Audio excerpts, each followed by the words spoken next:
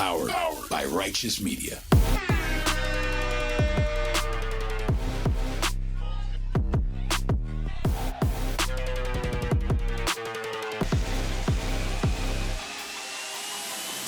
Welcome to Independent Americans. Welcome to episode 333. I'm your host, Paul Rykoff, and welcome to Union Square in New York City. Welcome to the Abraham Lincoln statue, where we are going to start our discussion and this episode. And coming up, I've got another patriot. Senator Ruben Gallego of Arizona is going to join us for an exclusive and extended conversation about whether he's going to run for president, what he thinks of Trump's idea to change Veterans Day, UFC and boxing, and much more. But first, we're here in Union Square, the historic public space that's called Union Square because it's the spot that unifies 4th Avenue and Broadway. It's a gathering place. It's a place of political protest. It's a place with playgrounds and where people play chess. And it's always been a source of important American history. And it's going to be where I take you today as we walk through all the latest in news, politics, national security, and culture. And we're going to start it off with my top topics.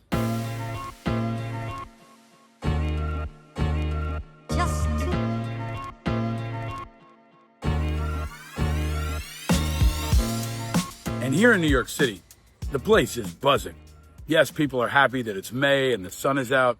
They're happy that Trump hasn't done anything especially crazy in the last couple of hours, but they're also happy and excited and inspired by the New York Knicks. If you haven't heard, the Knicks are on a roll and shocked the universe by beating the champion Boston Celtics in Boston Garden. Check this out. What's most important is that we're out there together, and we're going to fight for each other every possession. And no matter how the game starts or finishes, we're going to be there together. And I think that's how we want it too. We just want to stick together through all the nonsense, through all the BS that goes on, and good and bad, we're going to be together. That's a great message from a true leader, Knicks star, all-star point guard Jalen Brunson, who breaks down a great message not just for basketball in New York, but for America.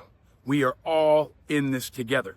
Never more than now. We are all in this together, and especially when it comes to issues of national security and defense.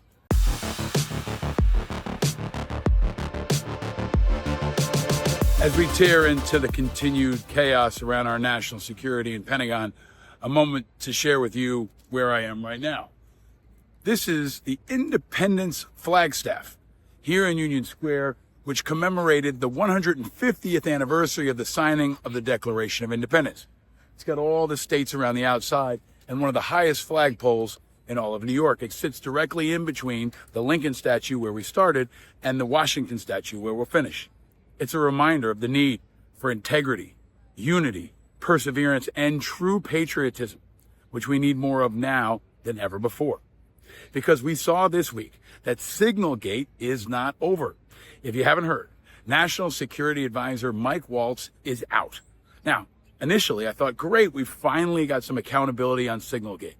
Well, it turns out he's actually failed upward. Trump's now named him candidate for UN ambassador. Marco Rubio, in addition to being Secretary of State, will now assume his duties as National Security Advisor. The first time that's been combined since Henry Kissinger. But here's the upside. Waltz will now have to go through Senate confirmation hearings, which means if the Democrats do their job and the Republicans have a moment of conscience, they will hold him accountable and ask tough questions about him and Pete Hegseth and Tulsi Gabbard and everyone else who's involved in Signalgate. Because we can't wait for an Inspector General's report, and the president definitely isn't going to hold anybody accountable. So this might be a way for us to finally understand how deep and far Signalgate has gone. Because almost every day, we get a new news example of just how bad and ongoing their clumsy, sloppy, and reckless use of communications has been. Because we found out this week that Mike Waltz was using not only Signal, but a dummy Signal app called Telemessage, which this week was hacked. Surprise, surprise. This is why we told you Signalgate was so important. Because you just might have the National Security Advisor using a dummy app from the White House and compromising classified information that could get hacked by, I don't know, the Russians. Watch this space, folks. It is far from over, and we all need to stay vigilant. And it's not just Signalgate. Pete Hegseth has continued to try to dismantle the Pentagon and consolidate his power by making moves that remove opposition. This week, making a move to remove 20% of all generals in the military. Hegseth says there's too many generals. Well, here's the problem with that. If you remove 4-star generals, you're removing the senior-most people in the military who are empowered to push back. If you want to remove opposition in the military, there's almost no better way to do it than remove 1/5 of the generals. What's next? Removing 1/5 of Congress? Watch this space too. The culture war parts of their attacks on the Pentagon have continued too.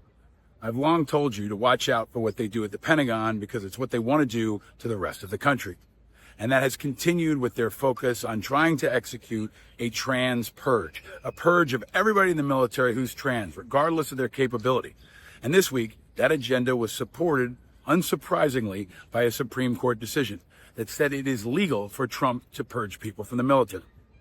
It's not.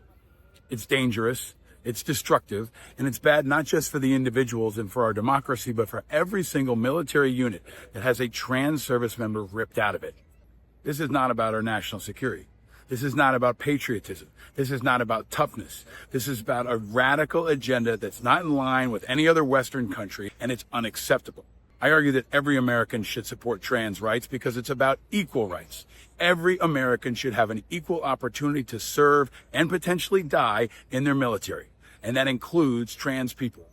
And there's also the practical application that these brave trans people are serving in combat forward units right now, and removing them is not only disruptive to them and their families, but to the entire unit. If you want more information on this, we go a lot deeper in a recent episode with the very brave Lindsay Church of Minority Veterans of America, one of our most watched and viewed episodes in the recent year. Check it out. Also, as a reminder, be sure to check us out on YouTube. I hope you're watching us on YouTube right now and joining me on this interesting, historical, and never unsurprising walk through Union Square. But if you're not, I hope you can go and subscribe and watch us on YouTube now. And be sure to subscribe on Spotify and every other platform. And check us out at independentamericans.us, where you'll get more behind-the-scenes content, sneak previews, information on our guests, and more. I'm grateful for all my friends. Many a time I've come to Union Square here and met friends for a drink, for a conversation, to play some chess.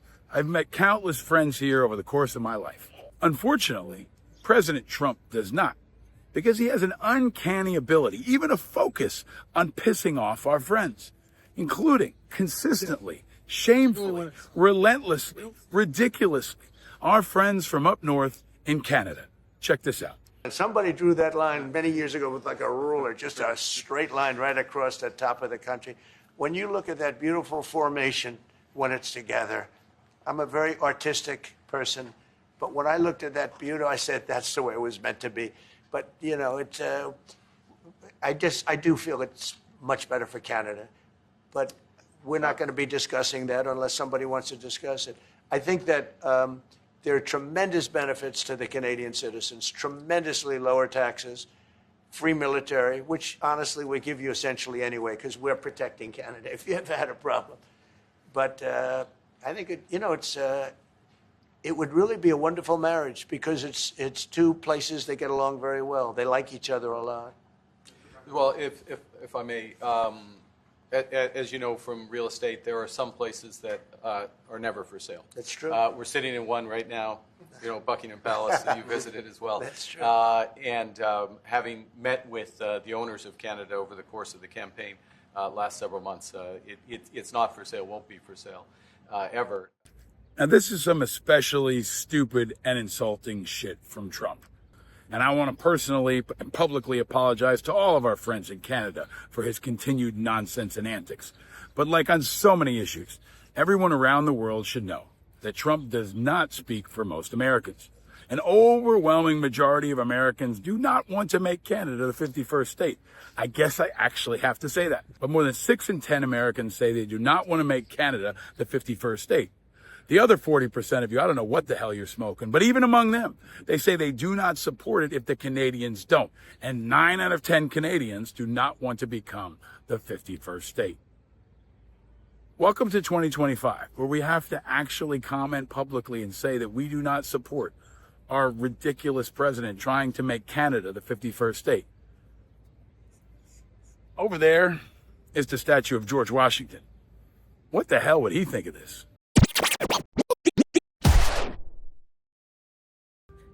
And to give you a full flavor of Union Square, here's a dude playing some music, playing some Tracy Chapman. In your car, speed so fast, felt I was drunk. Passing by the city light, my arm felt good around your shoulder, and I got a feeling that I belong. I got a feeling that I was good enough. Good enough. Good enough. All right, we're all going to need more music and perspective in the next couple of weeks. And if you ever get a chance, come visit Union Square. You'll get a whole lot more of this. In addition to my top topics, I've always got a few issues that need to keep your attention, even if they're not at the top of the news. Issues that might be creeping around in the park behind you or sleeping on a park bench, but are no less important. These are the issues that are below the radar.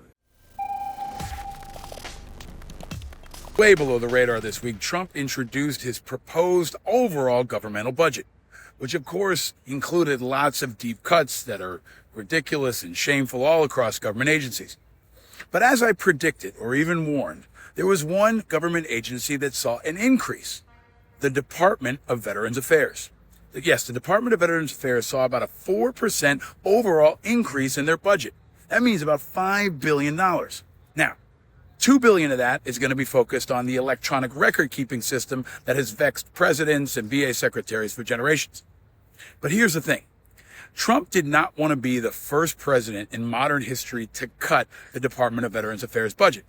But he is the first president to expand the privatization of it on the level we've seen before. So what does that mean? That means an increase in one of the biggest budgets in the federal government that can go to the private sector. So there can be more contracts for his friends, more opportunities for private sector companies to go in and try to compete against the government for their jobs, more opportunity for private companies to come in with less oversight and try to take on more of that money, and more opportunity to expand what I have called the veterans industrial complex. The Defense Department has long been understood as a place where a lot of people make a lot of money. Well, the VA has become the same, and that's what Trump's budget will surely do. It may not help any more veterans, but it will definitely make some people richer. So watch that space.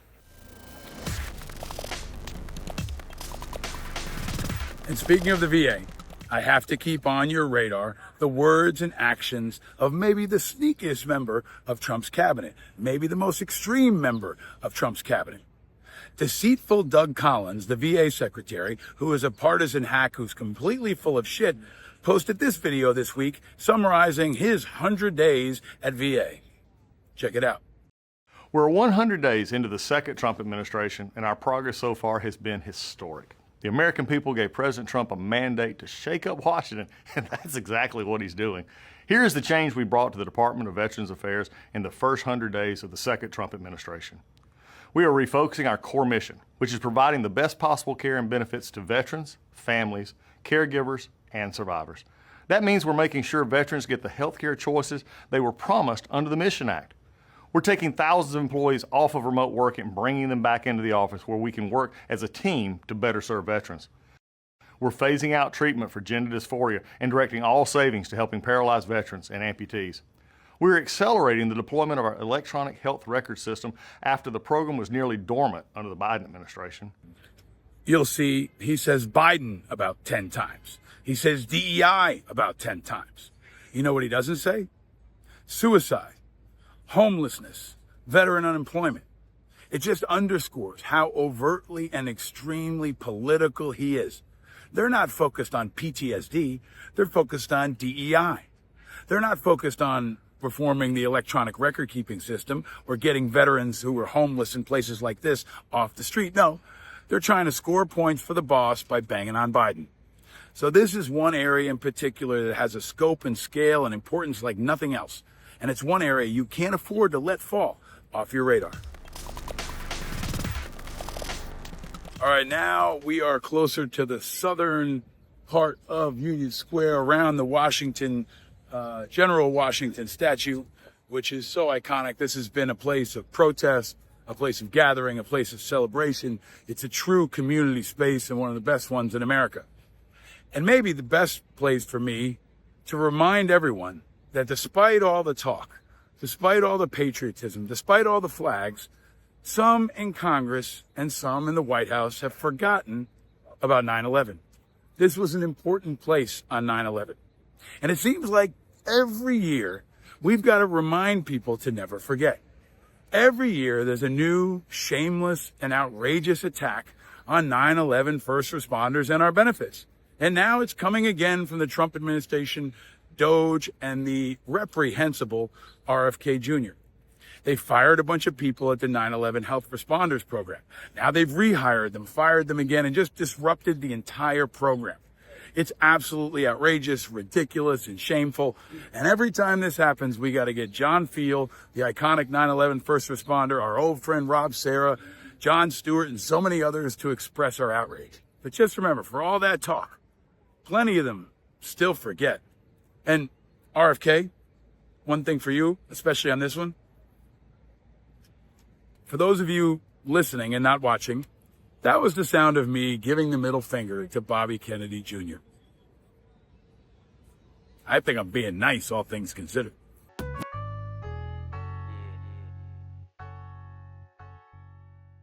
Ever since the days of that guy, George Washington, veterans have been at the epicenter of American politics. He was the man who said, when we laid aside the soldier, we did not lay aside the citizen. He was also our last independent president and a spirit animal of sorts for our movement. But this is a time where veterans especially can be uniquely powerful. And I've told you, the Democrats won't save you. But we're going to talk to one guy today who's going to try. No, it's not that guy on the skateboard. No. It's the junior senator from the state of Arizona, a guy who now represents Arizona like another veteran, John McCain, once did. He's joined us twice before on this show, first when he was a junior congressman, and then when he was getting ready to run for senator. And now he's thinking about potentially running for president. He's a guy who's trying to bring people together and to bring us forward to a new chapter, kind of like Jalen Brunson is doing here in New York for the Knicks and for this city.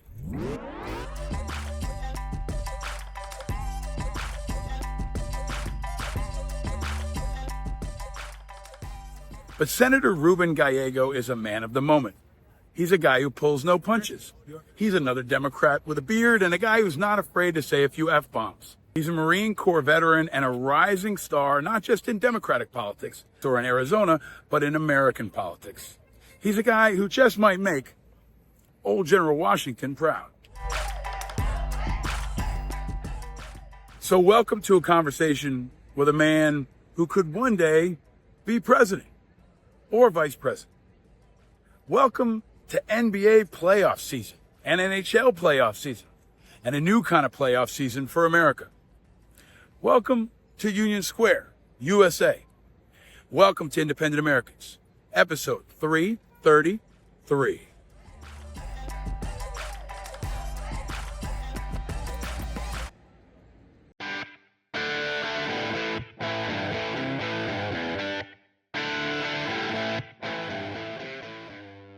Ladies and gentlemen, independent Americans around the country and around the world. The NBA playoffs and the NHL Stanley Cup are not the only things that are full of surprises. American politics, national security, and news is nonstop. And we have a great guest, a returning champion, to help us sort through all of it, a man who is in the middle of all of these moments. Now, Senator, the great and powerful Senator Ruben Gallego is back on Independent Americans. Welcome back, my friend. Thank you, Paul. I think you have the same Hot Wheels car setup that my son has. Right? Yeah, that's enough. Is that the one with the elevator? Yeah, it's gigantic. Yeah, he has that one too. It's gigantic, and my wife wants to throw it away like every week. Yep. I tell her it comes with a warning.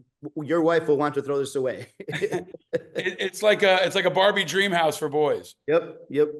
Well, I've also, you can see over here, I got some Knicks stuff. Sorry about your Phoenix Suns. It's all right. We got it next Kevin, year. is Kevin Durant coming to New York or what? I hope not. I could think of other people to trade, but if we got to keep Booker and Durant. I mean, there's something there. Well, there is a lot of somethings there that I want to go through with you. Thank you for coming back on the show. It's been a while. You were on in 2021 when you were a congressman, and then you were on in 2023 when you were running for the Senate, and a lot has changed since then. Congratulations. Now you're finally there. But let's start with the basic question I ask everybody. Senator, where are you and how are you in the midst of all of this? Yeah, I'm in my office in the Senate Hart Building. Overall, pretty good. I mean, look, I'm a healthy man. I got 2 kids. I got a 3rd kid coming June 12th. Boy, God bless. Hopefully everything goes well for mama and boy. I'm get to serve my country again as a U.S. Senator. Not the best of times, but I at least have the privilege of doing that. Congratulations on the incoming baby. You're going to need lots of backup given all the things you're doing. I want to start at the top. Last time we talked was when I think Kirsten Sinema was still maybe a Democrat. And we were talking about your ability to connect with independents, which you did in Arizona, right? In a way that a lot of Democrats struggled to do in the last year. And especially now, you and others are kind of representing this new, more moderate, stronger on national security, bearded, tough guy kind of approach for the Democrats. Hey, I've had a beard before it was cool. Okay, so just wanted to be clear. I know, but now I think Murphy's got a beard, Buttigieg's got a beard. They look good too. To give them credit, they do look good in beards. You guys are a pretty bunch. Thank you. Wes Moore doesn't have a beard and is prettier than all of you, but that's for another time, right? Yeah. Let me ask you straight up. You're making the rounds. You were just in Pennsylvania. Are you going to build on this momentum and run for president next, or what? Well, we're going to Pennsylvania. Going to Pennsylvania. Look, this has been something that I've been doing already. I've been traveling the country. This happens to be close enough that I could get, the hall pass from the wife on Mother's Day weekend to go and talk about what I'm seeing. Like Pennsylvania, Arizona, we're very similar swing states. There are areas of the country of the states that really need, Medicaid that will be severely harmed by these cuts that are also going to cut other things like SNAP and also I'm going to talk about veterans issues. Something that I've been doing a lot. Just also talking about the fact about how this administration is the most anti-veteran administration I have ever seen, and reminding people that, the Democrats are here. We are the opposition, and that we're here to protect veterans issues. We're here to protect your personal security and your economic security. So you're not going to answer the question, right? No. At least I'm honest about it. You are, and that's what Democrats need to do more of. Let me ask you this. I mean, how do you can you overcome how shitty the Democratic brand is right now? I mean, you're a guy who I think has probably been more honest about that than many people in your party. But given that they're saying you are the future or part of the future of the Democratic Party, what does the future of the Democratic Party look like beyond optics? Beyond optics, some of it is branding. Like, we need to be more authentic and less scripted. We need to be more literally speak from the heart and from the stomach than from the poll testing. And sometimes that's very difficult for our colleagues. We also have to honestly look at our base and understand that our base of voters are actually fairly moderate. And sometimes the most extremes of our party are actually pulling us away from what could be a very winning message, right? And for me in Arizona, the reason I think I was able to succeed is because we recognize where the real vote was in Arizona, both among Democrats and independents, right? They wanted personal security. What does that look like? They wanted a candidate that was going to be pro-police, but also obviously have police accountability. They wanted someone to be pro-border security with immigration reform. And I was able to basically communicate that those are also my values. But I was also honest with people because the economy was fucked up at that point. For people's personal economy, let's put it that way, right? Because, if you talk to some of the campaigns, GDP is improving and unemployment's on the way down, but people personally felt shitty. They felt that they were not doing well. They couldn't buy what they wanted to buy. They felt stressed out. And this is talking to Democrats, right? And Latino working men. And instead of trying to sugarcoat that, we actually went right to it, like, yeah, you're right, man. This is shitty. What you're going through sucks. And it's not your fault. It's actually our faults.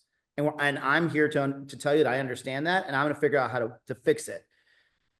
We were so afraid of being honest with even ourselves as Democrats that's how we ended up lying to the voter. And we keep doing that over and over again, hoping that somehow we won't get punished for it, but we end up getting punished for it. I want to get to all the issues, ranging from Hegseth's latest antics to the trans ban, trans purge breaking news, the VA, even the crazy Veterans Day shit. But before I get to all that, you're also in the state where Senator Mark Kelly is, right? He was on the show a couple weeks ago. Yeah, my man. He's also a strong, independent sounding voice. You guys are coming from Arizona, where John McCain came from and was the most famous maverick of our time. But I asked him this question, I think, and I want to ask it to you too.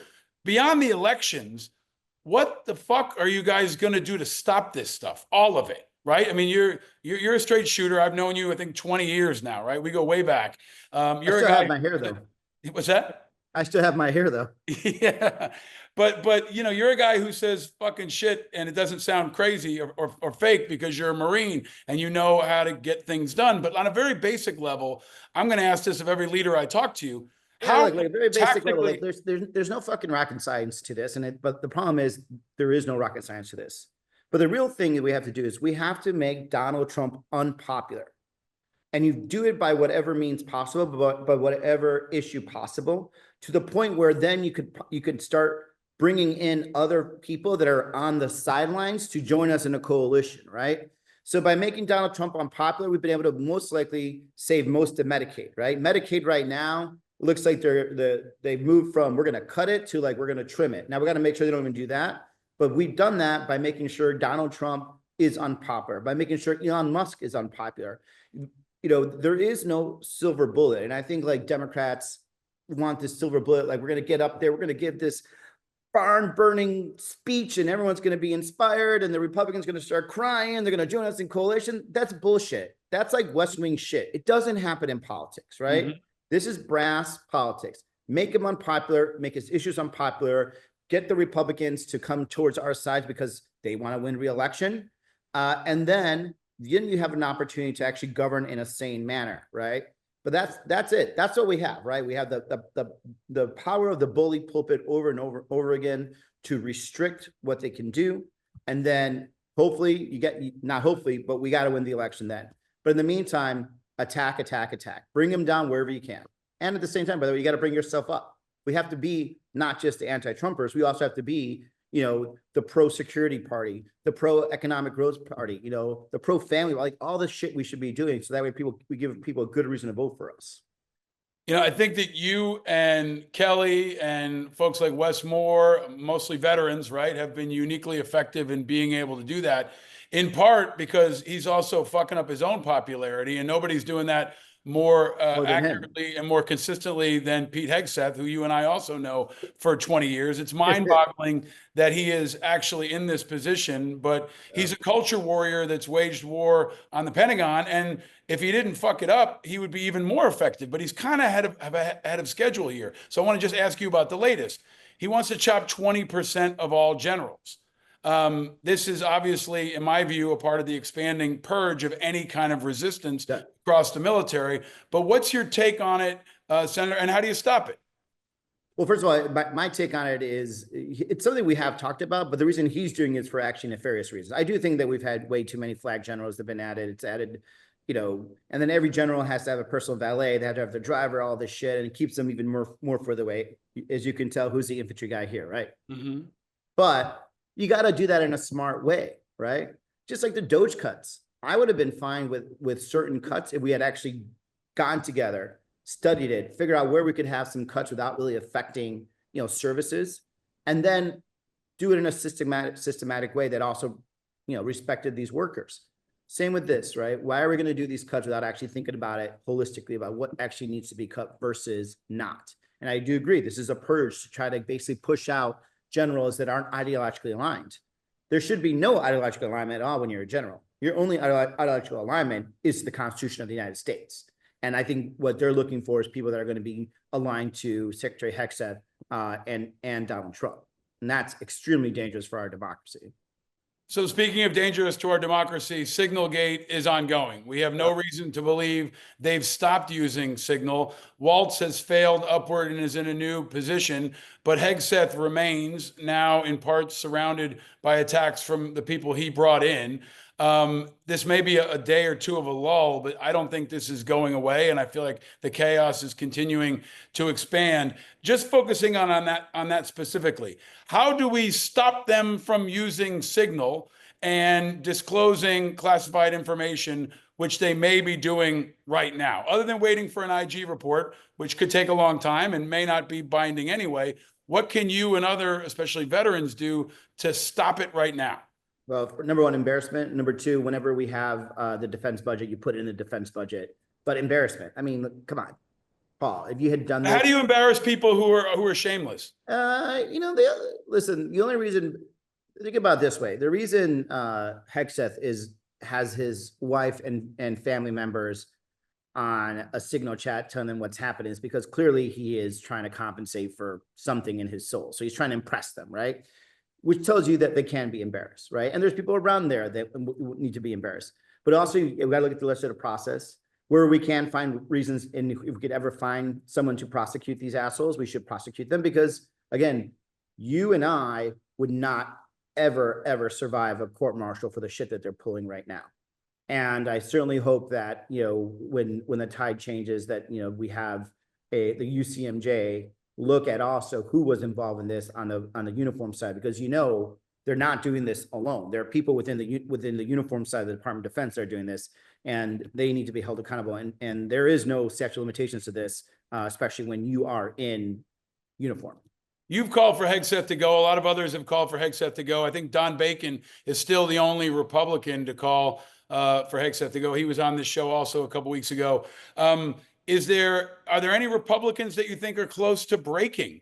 Are there Republicans that you can name that we can increase pressure on that can be the first, chink in the armor here to break the seal on the Republican backing of Hegseth? I think there's some. I don't want to name anyone because then I think that might have a blowback because, I'm having my private conversations with some of these senators, and it's easy to demonize these guys, demonize all these Republicans, but there are some that are starting to understand the threat to national security. That's not necessarily, that they want to align with Democrats, but that's what they're doing. But, throwing their name out there is just not going to be helpful at this point. But, I think the more, again, we could amplify how dangerous and ridiculous this guy is, I think is very, very, very, very important to this. Staying on this, I know it's rapid fire, but right before we hit record on this, the Supreme Court ruled in favor of Trump on, I think the media is misportraying it as a trans ban. It's actually more than that. We've discussed on the show, it's a trans purge because it doesn't stop people from going in. It removes people who are already in. I know you've been outspoken on this, but on the latest news with the Supreme Court ruling, again, what do we do about it? What are you going to do about it? Well, again, I have to wait till we get to defense budget. From my experience, I've fought the trans ban in the past in the NDA when I was in the House. Let's just look at it this way: if people want to serve their country, right? Why are we going to throw them out? And especially because these are people that are already gone through the transition. They're just living their lives and they're serving their country. Why are we kicking them out? How does that actually make us a stronger country? By kicking out people that are trained, they've got the clearances, they've gotten everything else like that, and we're going to go and kick out thousands of these men and women. It makes zero sense. If you wanted to do the least amount of harm, you do a trans ban for people that can't join going forward, but you're actively kicking out people that have been trained. We've actually spent hundreds of thousands of dollars, training these men and women, and now we're just going to kick them out. I think it's ridiculous. It's a horrible way for you to actually administer the military. And again, it's a waste of resources, especially when we need everybody that we can to be in the military right now.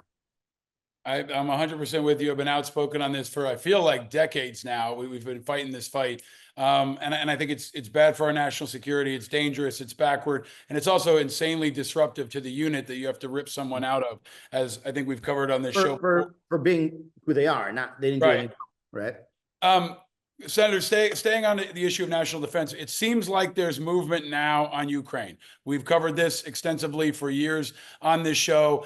We've got this minerals deal, which the Ukrainians are accepting and seem satisfied with, or at least willing to accept.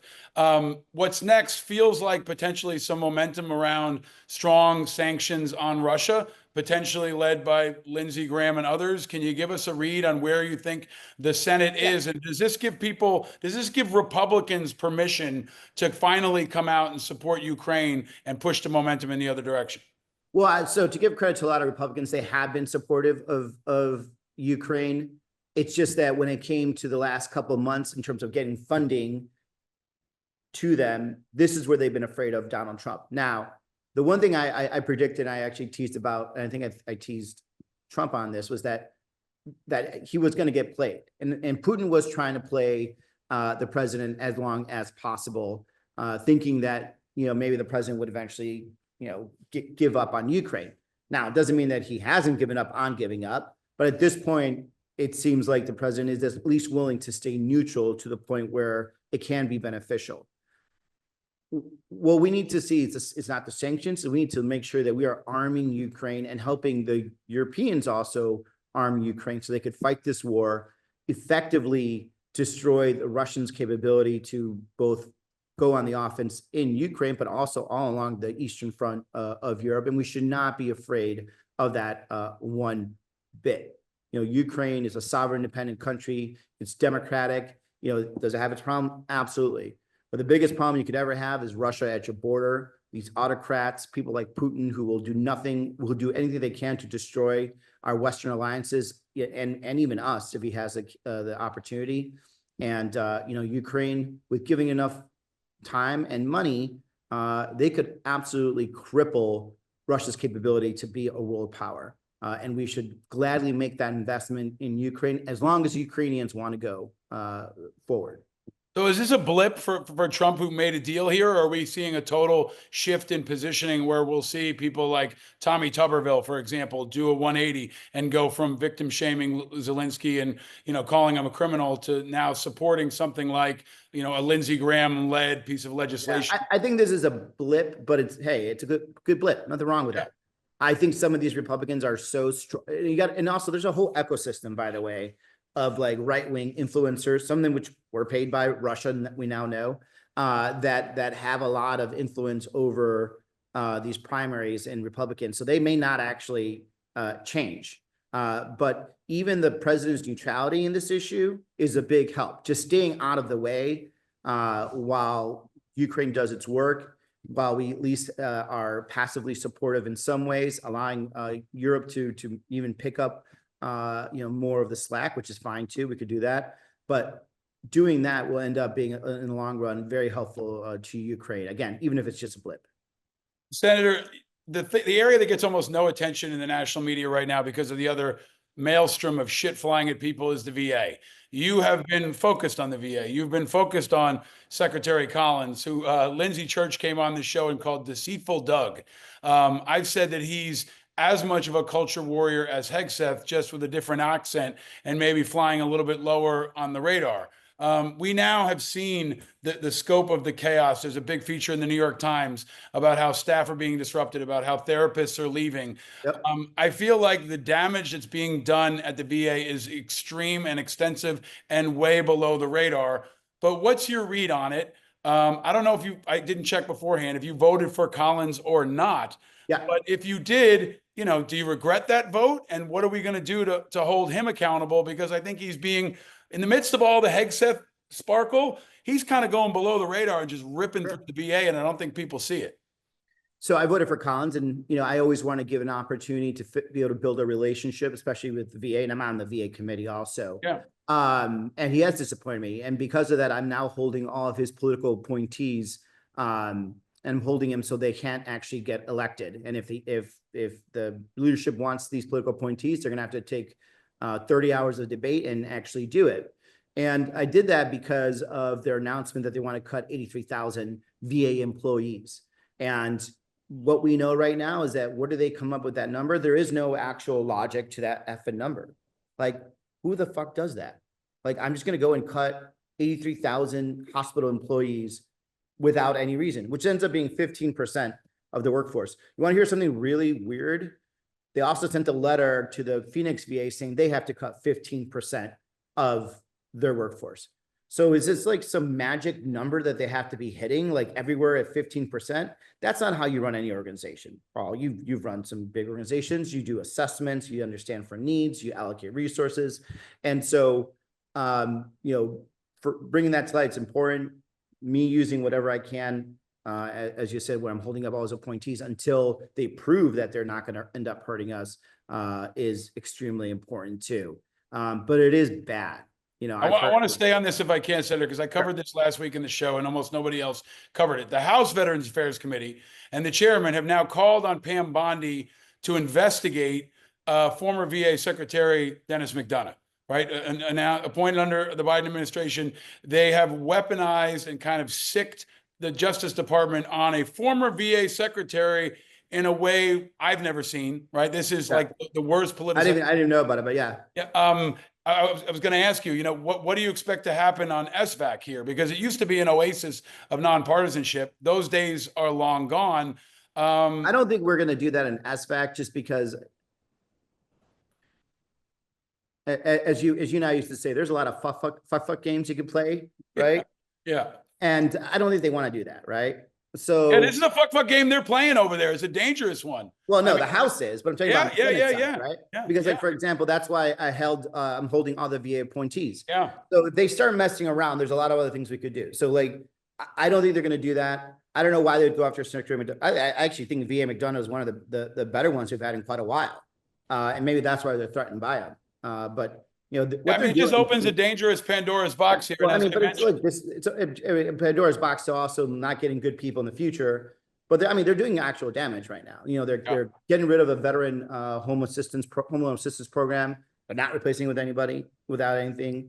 You have the PTSD. You know, men and women that are going to PTSD clinics. They have to like have their conversations in open air cubicles.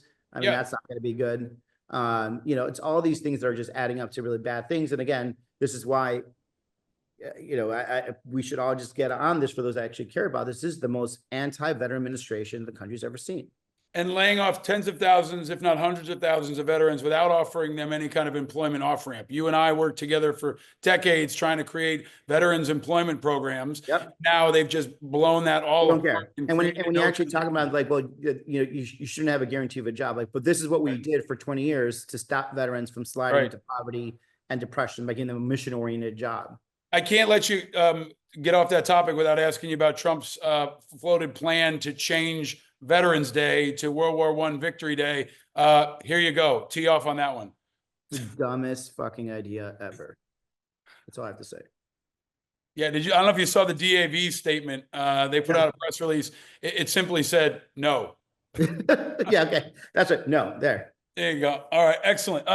I just want to ask you, bringing it back around, you've been really aggressive in tackling Trump on the self-deportation stuff. You know, he said, hey, we'll give you $1,000 to leave. You're kind of in a leading position for a number of different reasons to be maybe the lead element in challenging him on all this immigration stuff. Do you feel like there's any way to score any wins here, or is it just about slowing him down and stopping the stupid shit as it comes daily? Right now, it's slowing him down. It's also important that we actually expose the human element to this, right? Like a lot of people during the election, and look, Trump and I won the same state, and we had different conversations on border security, but people were reading it differently from both of us, right? I talked about the need for more border security, hiring more border patrol, stopping the people from coming in, stopping the meth, right? Adding, you know, fences and walls where you need it, hiring, more customs officers, whatever it is, right? And I talked about, let's deport people that are here that have criminal records that are causing problems. The president said the same thing. The only difference is like, I actually meant real criminals. He just used as an excuse, now it's going after everybody, right? destroying families, just creating distrust within the communities, and at the same time potentially destroying some of the economics. So some of these people work in jobs that no one else will do. But I think the Democrats going forward will find Republicans that are in alignment that we do have to come up with a real border security plan that talks about what the future should look like, and also has, real emphasis on immigration reform that is long lasting. So we don't have to keep doing this and having this argument every 10 years. From my experience being a border state member of Congress and now a senator, a forward-leaning position is going to be more important for us to be able to convince voters to trust us than just always saying no, no, no. We need to really have a real plan to show that we are we are the party that brings both security to your family, as well as compassion to those that should be here and we should want to be here. So our dreamers, the family members of veterans, for examples, or even people that are here, with family members that are U.S. citizens, but they're not. I'm going to let you go in a second, but I got a couple quick questions to finish. One, this is Independent Americans. We've tried to elevate a lot of independent voices. I've talked to maybe as many as half a dozen independents who may run for Senate this year. Brian Bangs just declared in South Dakota he's going to run against Rounds. Dan Osborne may run in Nebraska again, this time against Pete Ricketts. If there's not a Democrat or not a viable Democrat in those races, will you support an independent vet who's running against a Republican? Oh yeah, I mean, look, this is a Big Tent sort of situation. I take everything obviously analyze the situation at hand. But for those that have aligned values, maybe don't have 100% aligned values, but if you're going to be better than the Republican, which most of the time that's the case, sometimes not, but most of the time, then of course we'll support you. Awesome. I'm glad to hear that, man. And I hope other Democrats will echo that. As long as you don't run against me. Right. Well, we talked about that last time. I remember. I told you, yeah. I said to you, I said, what if Kirsten Sinema leaves? And I said, what did I say? I said I would still beat her and I would still get the independent vote. Yeah. Well, yep. I mean, it was a wild dynamic that you rode through in a way that I think was really important and fortunate for the people of your state, because they avoided a radical and a shapeshifter, essentially. I don't know what you would call them. But last question, you're a big boxing fan. You're a fight fan. You Democrats are getting your ass kicked on toughness and pop culture and the manscape and all that other stuff, the manosphere. When are you and Wes Moore and Pat Ryan, I don't know who else, when are you guys going to start going to UFC fights? And when are you going to start going to boxing matches and first of all, fighting for the space around the fighting?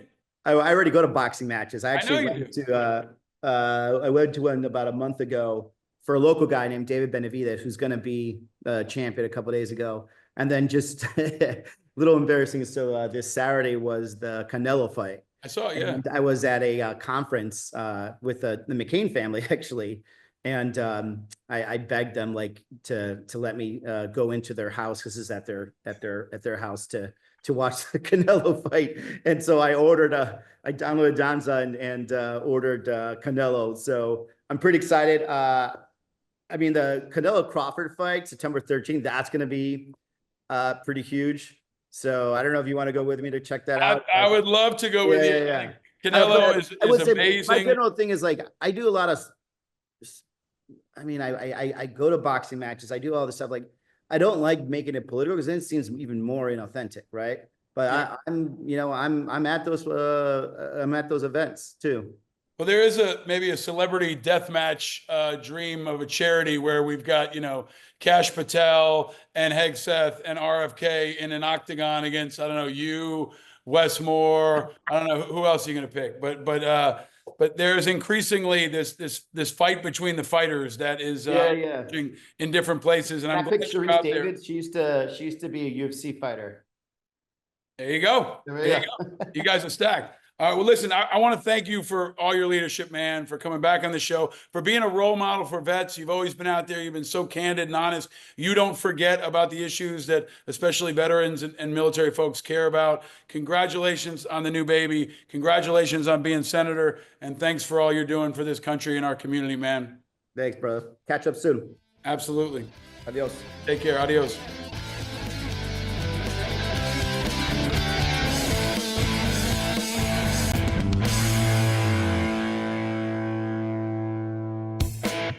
All right, folks, I hope you liked that conversation with Senator Ruben Gallego. If you did, share it far and wide. Of course, be sure to subscribe and share. And remember, as always, that we have to, especially in times like this, look for the helpers.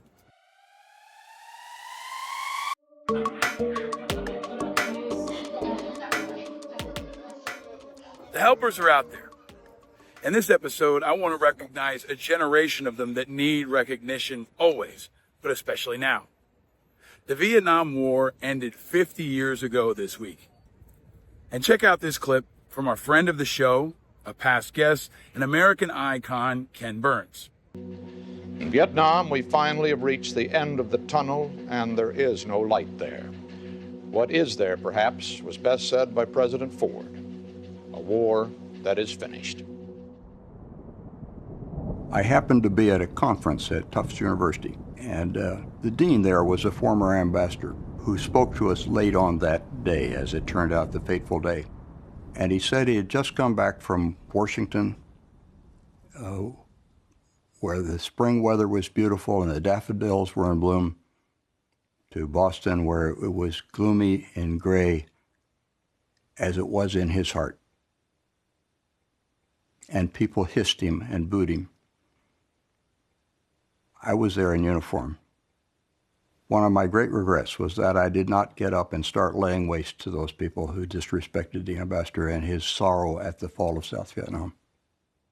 I got a call from the VVAW national office from some friends of mine from the old days. They were having a big celebration, drinking booze, and, oh, well, it's a great day, isn't it? And I said, are you nuts? I said, no, it's not a great day. To see America leaving like that after we'd given almost 60,000 of our sons and daughters, that wasn't something to celebrate. I knew we were abandoning millions of South Vietnamese that had trusted us, thrown in their lot with us. That wasn't anything to celebrate. I thought it was just one of the saddest moments I'd ever seen in American history. In this time of chaos and division and adversity, Vietnam veterans and their perspective and wisdom is needed now more than ever. So on this anniversary of the end of their war especially, I want to say to all our brothers and sisters who served in Vietnam, welcome home. We see you, we love you, we appreciate you, we've got your back, and we also need you now more than ever. As we continue through Union Square, this is one of my favorite parts. Something I told you to check out in the past. Play some chess. If you want to play chess, there's no cooler place in America or in the world than Union Square, where you can always get a chess game. You can walk up, you put your money down and try to win, or just get a good game. That takes me to this week, where in this sunlight, in this sunshine, we got to continue to have some perspective. So in addition to my recommendation a couple weeks ago to try chess, play chess, watch chess, I've got a few more Reichoff's recommendations.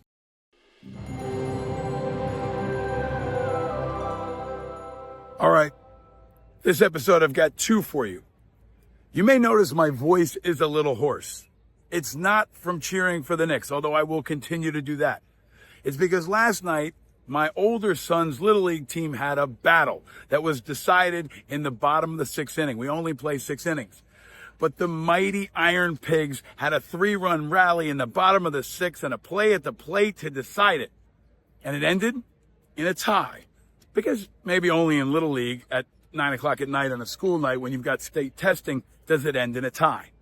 But it represented the best of what Little League is all about, the best of what community is all about, the best of people coming together, the best of our children, the best of our future. Even if you're not a baseball fan, this is the best time of the year for Little League baseball and softball. My simple recommendation, especially if you don't have kids, go check out a Little League baseball or softball game in your area. It'll give you some hope. It'll bring you some joy. It'll bring you some inspiration. It'll also give you a chance to be a helper. Because not only do they always need volunteer coaches, they always need umpires.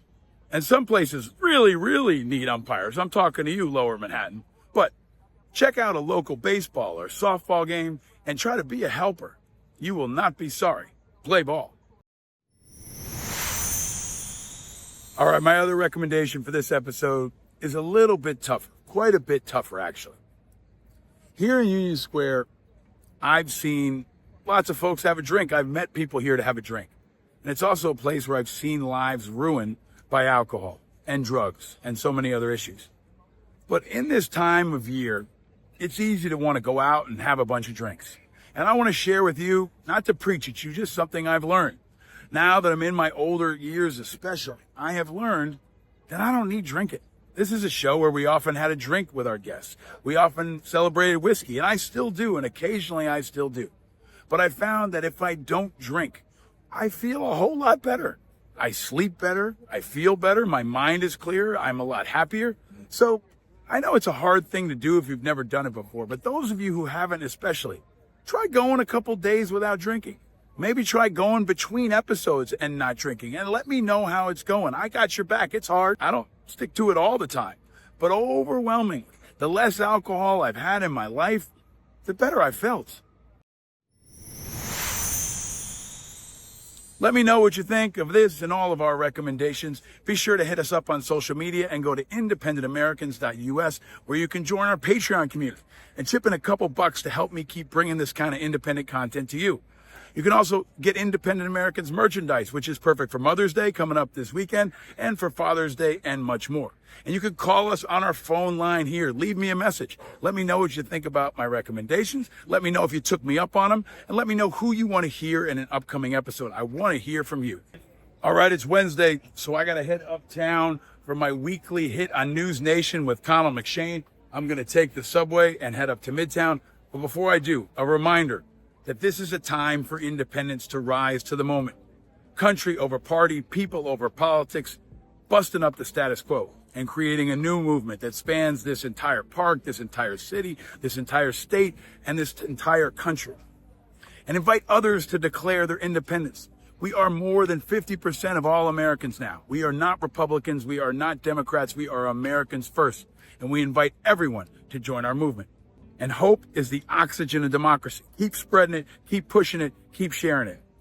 And stay vigilant, America. And know you're not alone in your vigilance. We are all in this together. I'm your host, Paul Rieckhoff. Thank you for listening. Thank you for watching on YouTube. And thank you for sharing. Down with Hamas. Down with Putin. Slava Ukraine. Stay vigilant, America. What's up, George? And let's go Knicks. Let's go Knicks.